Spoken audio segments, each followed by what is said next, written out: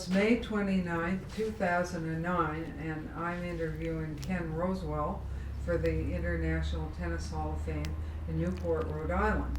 And we're at his home in Turramurra. So the first question is for you to give your date of birth and your parents' names and their dates of birth. Testing my memory straight away. My date of birth is 2nd of November 1934, and my father's name was Robert, and my mother's name was Veronica Ann. And can you tell me about your early years and what influence your parents played in your development as a tennis player? Well, my mother and father played tennis, and my father was more of a player than my mother, played local competition where we lived here in a suburb of Sydney. And as I'm an only child, like a lot of other tennis playing parents, they took their children to the tennis when they played at the local club competitions. And I think from a very early age, I would run onto the court and, swish the racket around, two hands on both sides, and that's how I really became interested in playing. But obviously my father, who was my only coach, he was the one who helped me a lot and spent a lot of his time and effort in trying to get me to understand the game and learn to play the game better, and so that's what's happened. But that was at a very early age of 4 or 5 or 6 years of age. Is it true that your father put the tennis racket down and said, now which hand do you want to play with the right or the left? Well, more or less, because I am ambidextrous, my natural throwing motion is left arm, and as I mentioned, I probably as a small boy, like a lot of the other little ones that learn tennis, they play two hands on both sides to hold the racket. But of course now there's much more option. There's a lot more smaller rackets around than what there was many years ago. But I decided to be a right-handed player because I preferred to swing the right arm away from the body on the backhand side. So my father was not pushing for me to be a two-handed player, and anyway, that was the reason I became a right-handed player. I preferred to do things on my left side, and for better or worse, so I became a right-handed player. And you had quite a bit of clay in the beginning in the 1940s, isn't that true? Here in Sydney and the country areas of New South Wales, there were a lot of clay courts, and they were really good to play on. They were good on the body. The only problem was that if we did get a fair amount of rain, they'd get bit boggy, so you couldn't play for a day or two. So, but basically the clay courts were good, and I enjoyed playing on them. And I think as I developed my game, the style of play suited my game, playing on clay courts. And I wondered, how did you accommodate school? And I remember at 15 you were a junior player reaching the semi-finals in 1950 of the New South Wales Metropolitan Championships. And how did you train and go to school and handle all of that? Well, I left school when I was about 14 and a half after 3 years of high school, but I was doing a business college degree for about a year and a half after that. But I was beginning to miss a fair bit of time because of the amount of travel I was doing in and around New South Wales and Australia for various tennis events. But as the time progressed, I did start to play better, and I don't know, I think just the amount of practice and other training that I did, and the other kind of competition that I had with and against older players, it helped my game improve, and so I played a little bit better than my age really what I should have. So I was winning events outside of my own age group quite often, and that gave me confidence, and as my game improved. How would you support yourself during that time for expenses? Well, obviously my mother and father helped me quite a bit. They paid for some of the equipment, but I was very lucky because in those days, a lot of the younger players and senior players were supported by the sporting goods companies, and so for me, having a reasonable amount of ability, the Slasnia company decided to provide me with equipment. They also provided me with the costs involved in going to certain places to play events in and around New South Wales and Australia. And I think that applied for a lot of the other up-and-coming and top players in Australia. So even though the game was amateur, it still, in a way, supported the sporting goods companies.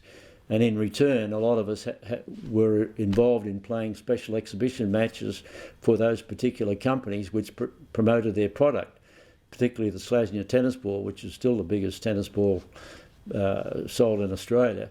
So that kept Australian tennis very strong because players were supported by the sporting goods companies. And how did your game progress in 1953 at 18 years old? How did you do by then?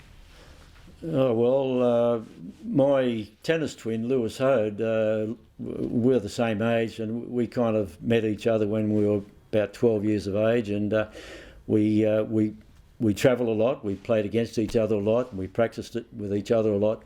So even though we were competitive when we played against each other, our game fed off each other. So I think that our games improved, and we were both playing in events outside of our own age group at a fairly early age. So Lou and I had the chance to play against some of our better senior players, particularly our Davis Cup players like Frank Sedgman and Ken McGregor and Mervyn Rose, and I think that helped to improve our game. So we were fortunate that we were picked in the Australian amateur team that was captained by Harry Hopman in 1952. And Lou and I were just 17, so we had good experience at that early age of our tennis careers to travel overseas and play with a lot of senior players. So that helped our game improve and play better. So by 1953, when I just turned 18, I was playing quite well, as Lou was. So we had some decent wins. And how did you complement each other on the court?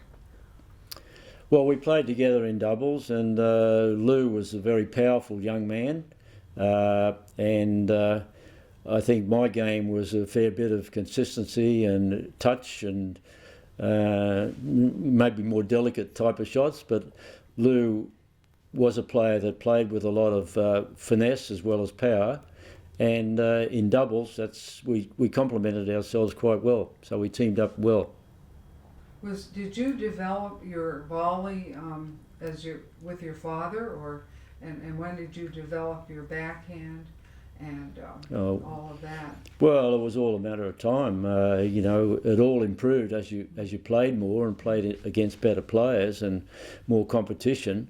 Because even though Lou and I were playing in senior events at 16 and 17, we still had a chance to improve our game. So as far as my particular game, well, I know in my early days I hit the ball against a brick wall quite a lot of the time. So I got a feeling that helped my volley type shot quite a lot. But the rest of my game, as I said, improved. And as I got bigger and stronger, well, I just started to play better against any kind of competition.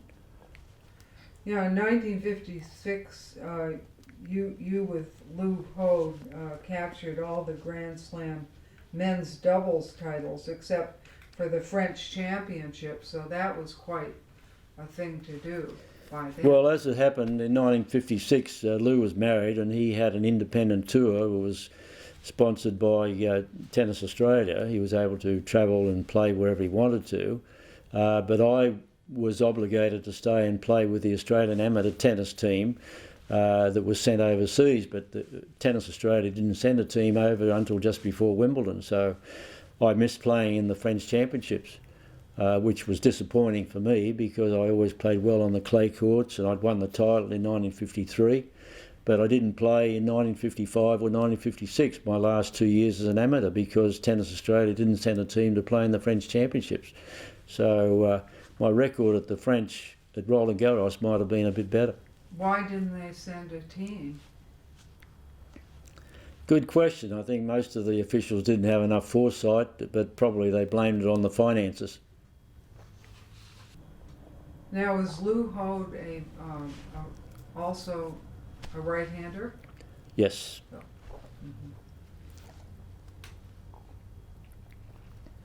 During your amateur career, you helped Australia win 3 Davis Cup Challenge rounds, and that was 1953, 1955, and 1956.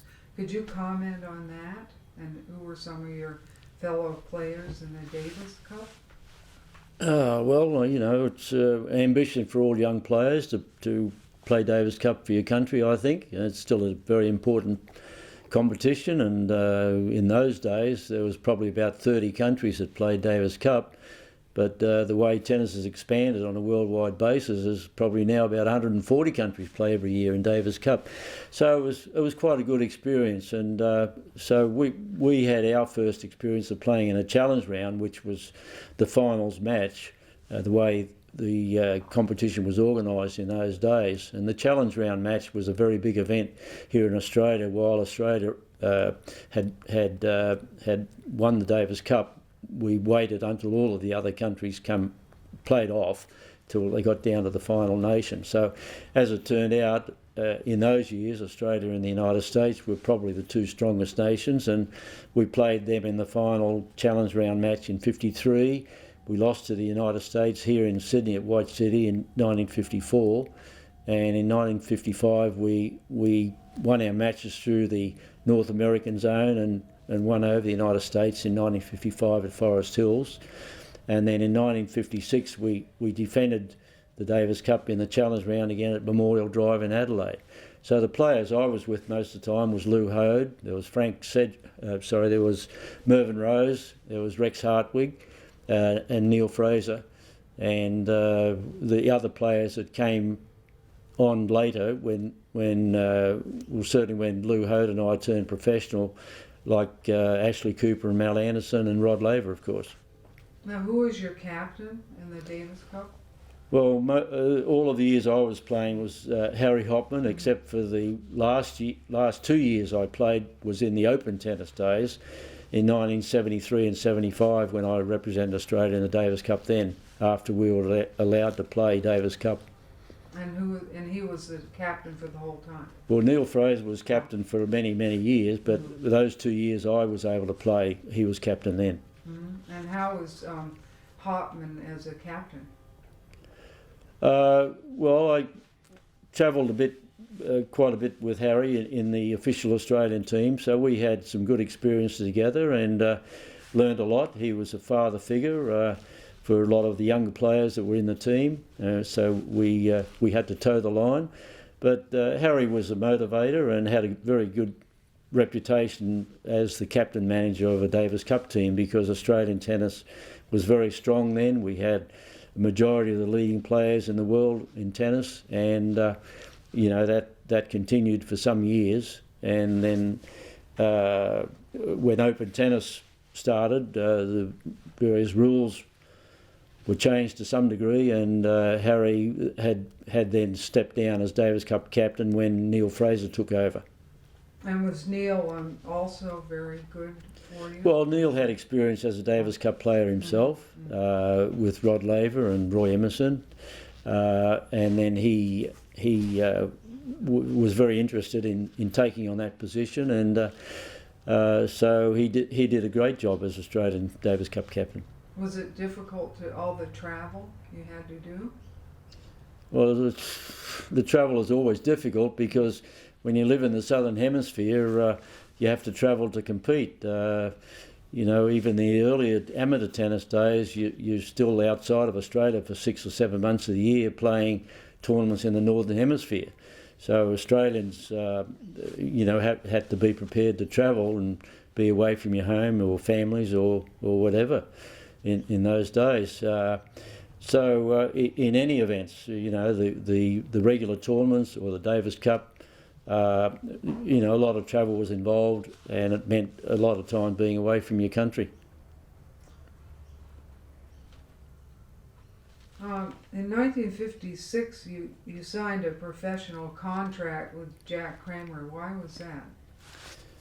I'd had a very good run in amateur tennis, and I'd reasonable reputation, and the opportunity was there to move into the professional ranks because I felt that, by playing my best tennis, that was my best way of making my future life a little bit more financially secure.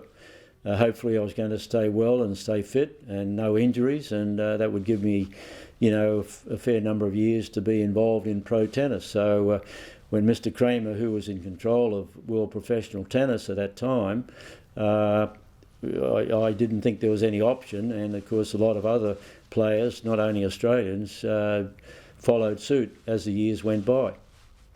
And I enjoyed my years in professional tennis, but once again, a lot of sacrifice because you're away from your families, and you have to be away from Australia because most of the tennis matches that we played for 6 or 7 or 8 months of the year were always in the United States or in other parts of the world. Did Jack Kramer influence you a lot in your life? Not really. I mean, Jack was a real icon in tennis, and a lot of people have respected Jack Kramer for what he's done and his knowledge for the game, and to begin with as a player. But he made an impact on tennis, on world tennis, because of his influence to begin with in professional tennis, and then his knowledge in tennis generally on an international basis.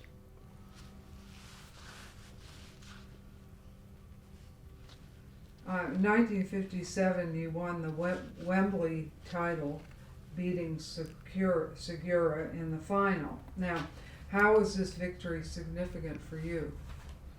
Well, 1957 was my first year as a professional, and we were only a small group of players, but a group of players that all played pretty decently when you think of Frank Sedgman, Pancho Gonzalez, Pancho Segura, Tony Trey, but Lou Hode was a professional then as well, and other players. So we didn't have a lot of events because there were only maybe a total of 14 players that played in the events. But at Wembley, at the Empire Pool in England, was a special event in the professional circuit, and played during the month of a week during September, and it was an event that was appreciated by British tennis people and spectators, and so we were well supported. So it was quite an experience for me because it was one of the first times I played on boards, and it was quite quick. So it was a different kind of event, but a great event because maybe typically British. A lot of the umpires and officials were done up in their black tie and nicely dressed and everything. So it was a real official event for the pro tennis circuit, and for me, I always played pretty well at Wembley. I enjoyed the facility and played well. So it was something. Once I won, I knew that my game was getting to a position where I could be one of the leading players in the pro circuit. Yeah, I just wondered, in 1958, how did you use your knowledge on clay during the pro championships on clay organized at the Stade Roland Garros? Well, it was in those years, as I said, we had some different professional events in different areas. Sometimes at the Forest Hills at Westside Tennis Club, Los Angeles Tennis Club in California. The Wembley tournament was an important one for the pros, and the French event at Roland Garros was important as well. But I believe, my game, my style of play was quite good on the clay courts, and as I wasn't really, a big power player like some of the other players of those days, and even more so of this day and age of tennis. But in those days, my game was suited to that type of conditions, and you know, I was very pleased and proud to be able to play as well as I did at Roland Garros. I'd won there as an amateur, and you know, to go back and win there in a professional event was pretty exciting and really something I was proud of. Well, growing up in Sydney on the clay, I think that helped you too.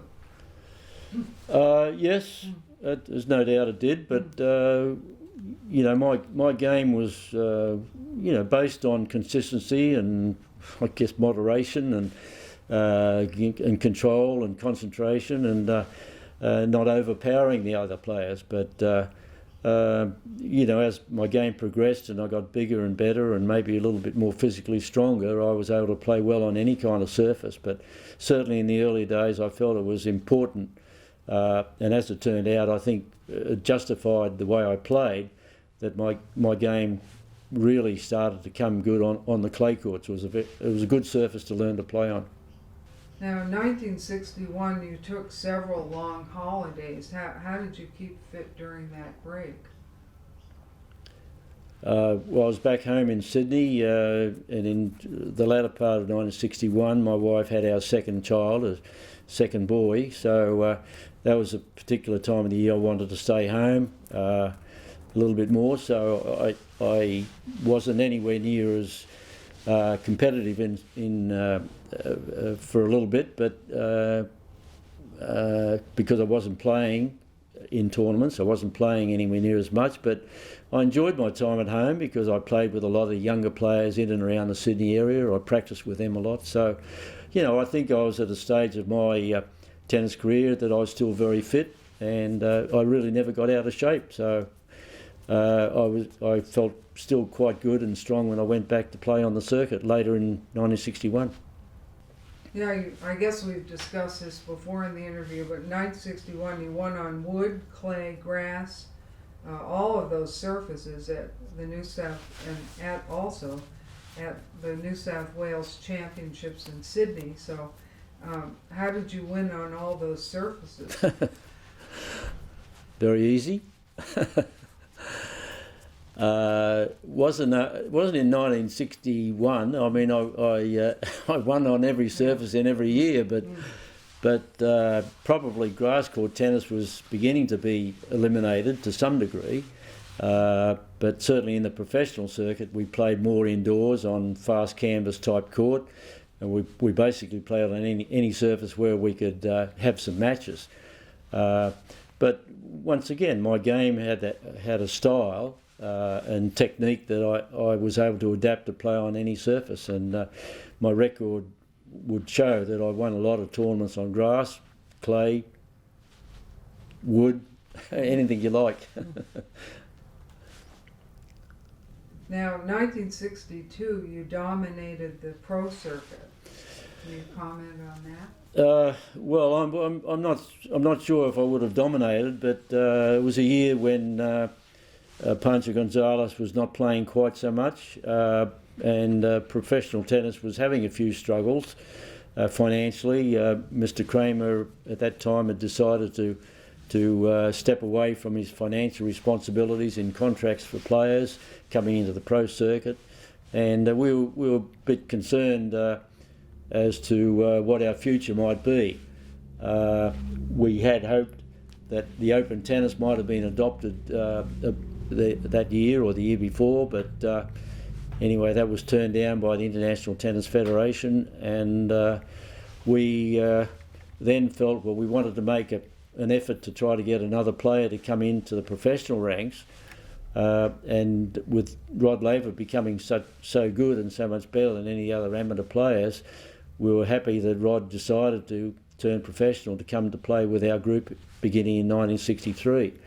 So yes, I was one of the leading players in '62, but we mixed up a lot of the events with Frank Sedgman and Lou Howard, and then Pancho Gonzalez decided to play again later that year, and Pancho Segura was still a very good player, even though he was 7 years older than me.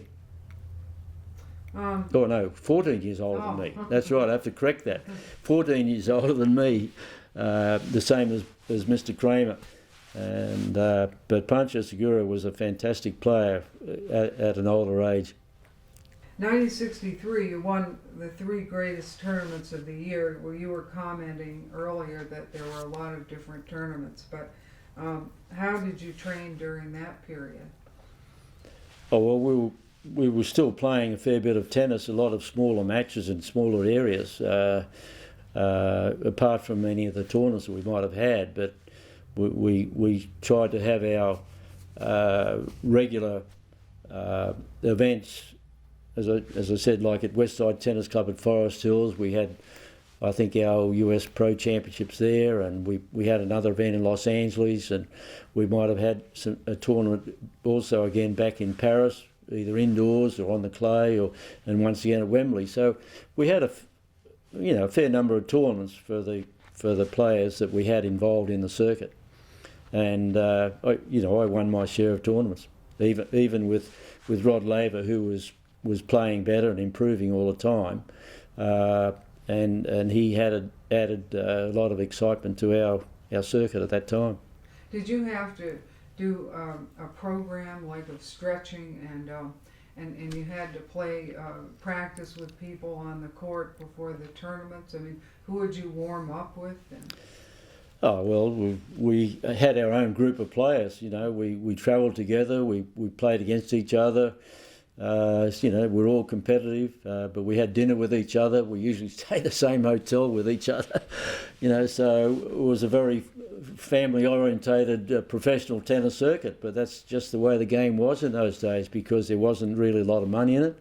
At odd occasions there was more money for some events, but a lot of the times there wasn't. And some of the players in the pro circuit that were not doing that well, not winning that many matches, they really had a difficult time, and a lot of them had to go off and do other things. And so as I say, it wasn't easy for a pro tennis player in those days. Now tell me about winning the U.S. Pro Tournament on the Longwood Cricket Club outside Boston. You beat Gonzalez 6-3, 6-2, 6-4, and Laver 6-3, 6-2, 6-4. Oh, well, a couple of good wins. Happy with that. Well, Longwood Cricket Club was not a cricket club, as the name suggests, I don't think, but a grass court tennis club, and it was a traditional club on the tennis circuit in the United States, and we were lucky enough to be able to play there several times in our professional tournaments. And testing the memory here, but the New England Merchants Bank was one of the sponsors for our events in there. Mr. Hickey, who was responsible in getting us to play there, unfortunately has died. But look, the Longwood Cricket Club was a terrific place to play, and I played some of my best tennis there, not only in the singles to win the Pro Championships, but also in the amateur days, and then later on in the open tennis days as well. It would have been sticky and hot if it was the summer in New England. Well, we put up with, hot weather everywhere, and it was probably more appreciative for the players to play outdoors, so you put up with hot weather. And yes, certain other areas around the United States that we played during the summertime was awfully hot. My first experiences of playing in the US Championships at Forest Hills, we got some pretty hot days there, but that happens quite often. Well, it seemed like in 1970 that you went for the Dunlop event organized at White City in Sydney, and you didn't play in the other event, which was at that was earlier in the year. Do you want to comment on that? Well, I think in those years of 60, 68, 69 or 1970, the Tennis Australia were a little bit uncertain as to the scheduling of events, and to be honest, I cannot remember if the Australian Championship was played that year of 1970, and if it was, it might have been played somewhere else, but the Dunlop organisation invited pretty much 32 of the top players in the world. There were a few of the other top players that were not here, but a lot of us played the Dunlop event at White City, which was very successful. And I think Rod Laver and I had a 5-set final. So it added a lot of tennis interest in Australia. But after that, Tennis Australia really, thought more strongly about their future circuit, and from then on it started to get a bit better. Tell me about December 1969, Ken. There was a Grand Prix circuit that Kramer invented. Can you comment on that? Mr. Kramer was involved with certainly the Players Association, and I think in reference to trying to influence players to be more involved in the tournaments on a worldwide basis, was he created a point system, which was clarified as a Grand Prix. So as you played the tournaments, you got points for your performances, and then at the end of the year, we had the competition with the top players. Maybe it was the top 8 players, and I think that was started in 1970, and but it has formulated into a much bigger item and much bigger plan since those days, as we see now that with the formation of the successful formation of the ATP, at the end of each year now they have the Masters finals, which is for enormous amounts of money, and they've had that Masters finals with the top 8 players. The top 8 players that finish at the end of a certain period of time at the end of the year qualify for the Masters finals. So Jack Kramer was basically responsible in the initial stages of the Grand Prix, which is proved to be pretty successful. Now, in 1971, why were you and other WCT players absent at Forest Hills? Was that due to a conflict between the different organizations and the WCT organizations? Well, I can't speak for any of the other players, but I know for myself that because I was part of the WCT group and played their events in the early part of 1971, I just wanted to have some time off.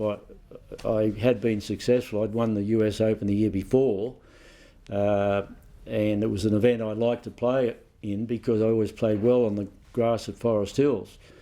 But I had to have some time off, so I came home to be with my family. And then I went back onto the WCT circuit for the latter part of the year for the tournaments and the finals. But for the other players that missed the US Open in 1971, I don't know who that was. But there was always some kind of conflict because the WCT people were disadvantaged with the International Tennis Federation and the various national federations in trying to organise matches. In 1972, tell me about winning over Laver. Well, it was we had the finals of the WCT. Well, the first time Rod and I played was in November of '71. That was the final match of the WCT circuit of that year. And then in 1972, after a certain number of tournaments and the qualifying finals matches, Rod and I played off in the final again on Mother's Day in 1972. So. Yeah, that match was something that, we both of us probably remember. Rod doesn't enjoy it quite so much because I was lucky in the end to have a win, but the match was seen by many millions of people on television, and I think it kind of opened the eyes of a lot of tennis people and sporting people around the United States about tennis, and I think it helped to encourage people to either to go to tennis matches or start to play tennis. It helped the game quite a lot. So that was a match that I'll remember because it was an important final, and I was certainly very proud to be able to have a win. And in 1972, how were you affected by the traditional ILTF events held from January to July with WCT players? Could you comment on that? Well, there were 32 players, or maybe more that were contracted to WCT in 1972, and the first part of the circuit was in the first part of the year. So, yeah, a lot of those players were not able to or not eligible to play. Well, we were probably eligible, but under contract we were obligated to play for the WCT circuit, and that terminated in the early part of May, and from that time on, all of the players could choose to play in whatever tournaments they wanted to. So was Forest Hills, was that all grass in the old days? The tournaments were all played on the grass. Why Yeah. did they change it to what they have now at Flushing Meadow? Good question. Well, I think first of all the US grass was not as manageable, wasn't as hard wearing as other grass courts. It tore up more quickly, didn't last long with the amount of play.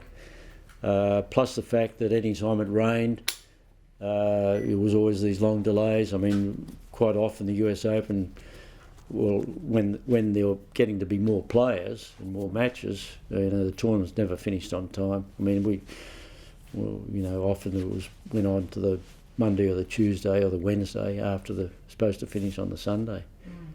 But somehow or another at Wimbledon, there seemed to be an exception. They seemed to somehow or another, even with a lot of the wet weather, with only a few exceptions, they seemed to get the tournament finished on time.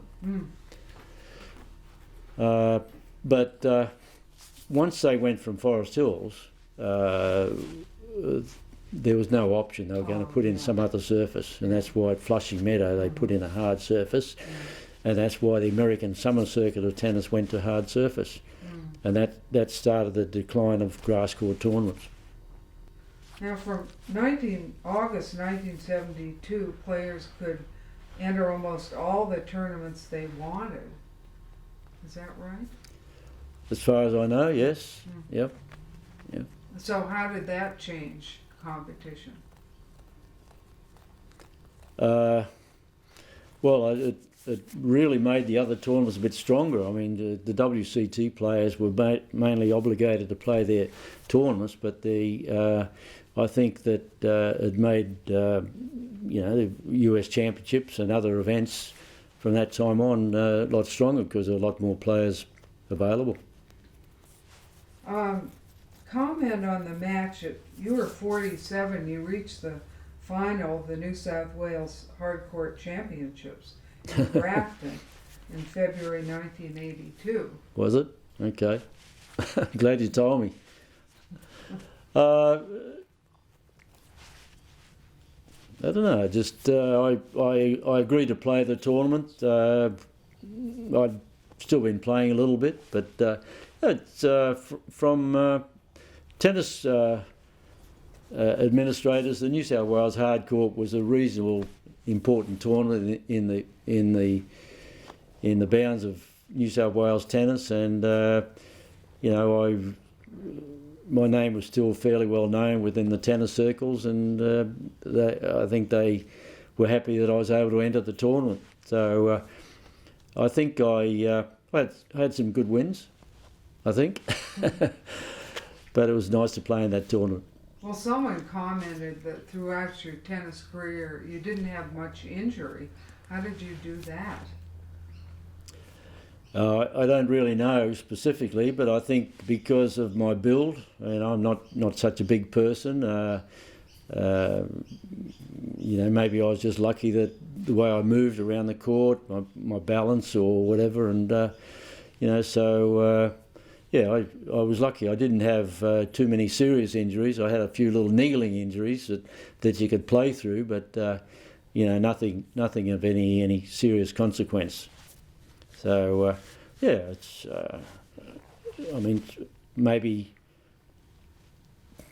bigger people, more muscly people do suffer a bit more. I don't really know, but for me, I was very fortunate that I stayed healthy and fit most of the time through my tennis career.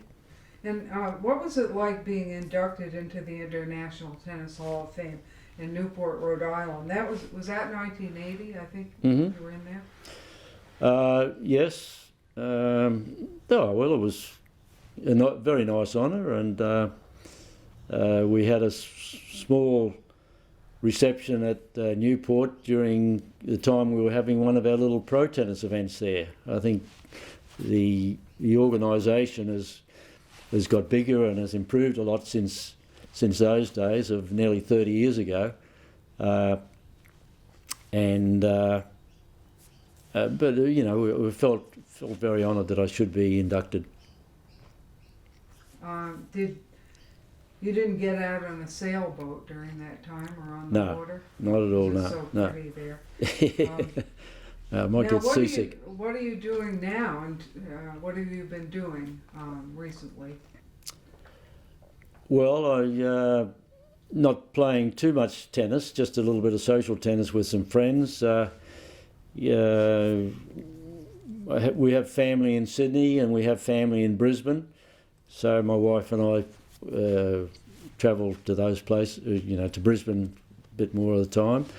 Here, where I'm in Sydney, I have a few investments, and in the tennis world, I'm a patron of our Australian Tennis Museum, and which we're very proud of, and I think Australian tennis deserves to have, you know, a lot of memorabilia and, you know, part of our history of Australian tennis collected. We have a very nice collection of things, and we're proud to say that we were the first to start a museum of Australian tennis in Australia, and I think that's going to be enlarged with other facilities, maybe in Melbourne at Tennis Australia and maybe some other facilities. But look, for me, I'm kind of happy being home. I haven't visited overseas to the major events in recent years, but I'm happy to be able to see most of the tennis events here in Australia. And I'm interested in junior tennis. I like to see some of the juniors play from time to time, of all the different age groups.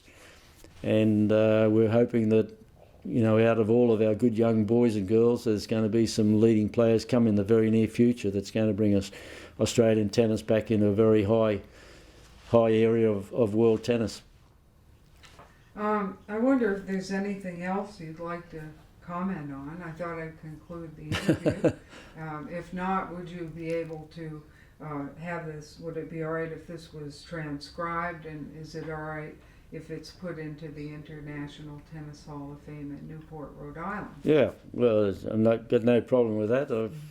You know, I think they have a couple of my trophies over there, and I think the International Tennis Hall of Fame, their executives and all their workers do a great job. And you know, they've at a facility that wasn't really a great facility from what I remember from my first days of playing there as an amateur tennis player. What they have there now is just unbelievable, and what they've done for world tennis and the US tennis as well. So yeah, I'm happy to be able to help in any way I can. Well, thank you very much. Is there anything, Ken, that you'd like to say, or do you think that'll be it? Well, I guess that'll be it. Yeah, look, I suppose we can look at what tennis was like some years ago. A lot of the older players think of all of the changes that have come into the game, and I would imagine that some might think that these changes, some of them have been good and some of them have not been as good as we might have thought. But the benefits of players in tennis is so much greater now than ever before. not only from the compensation, but from because of marketing and numbers of events and the benefits of travel, and I think it's helped to make tennis into a much bigger game on a worldwide basis. And I believe since tennis has been back in the Olympics, it's helped a lot of the so-called third world countries, because we have so many great players coming from these other countries that we never expected tennis players to be coming from. So it certainly made tennis so much more international than ever before. As I said, when you have 140 nations representing in the Davis Cup competition compared to about 40 years ago, it shows where tennis has come. So I'm happy that I've been part of the tennis game for many, many years, and look forward to staying with it for a few more years yet. But thanks for coming up for this interview. Thank you very much.